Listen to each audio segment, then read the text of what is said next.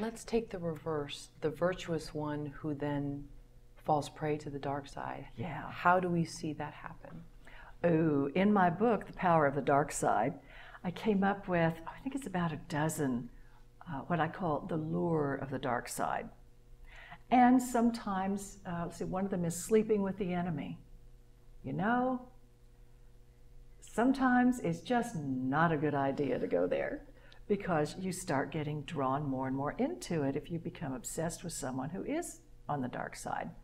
Another way is the little white lie that can start snowballing, and pretty soon you're doing a huge cover-up. You know, the political saying, it's not the crime, it's the cover-up, that we all get so upset about. Another one is the slippery slope. And you think, oh, just this one time. Nobody will notice, nobody will care, or I'm doing it for my friend or my family. But I'm just going to steal this one thing. And then that slippery slope becomes easier and easier and easier to fall into the darkness.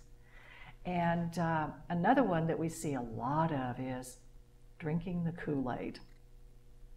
And somebody getting caught up in some movement or a political thought system or a fanatic religious thought system, and you quote unquote drink the Kool-Aid and you start believing like they do, and then all of your ethics begin to be eroded by the group's darkness. So many ways for heroes, protagonists, characters who are more on the light to begin to fall prey to the lure of the dark side.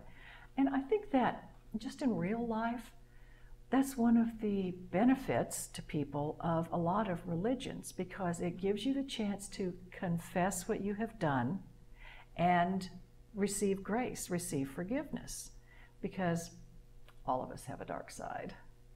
So even the hero has a dark side.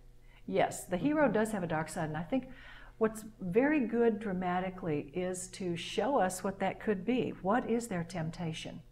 Or what is their fear? And then play upon that throughout the course of the story, and they almost fall. Or maybe they do, as in the Snowpiercer character, who actually fell and then has to redeem himself at the end. There's a wonderful speech in Apocalypse Now, which is based on Heart of Darkness, Joseph Conrad's novel.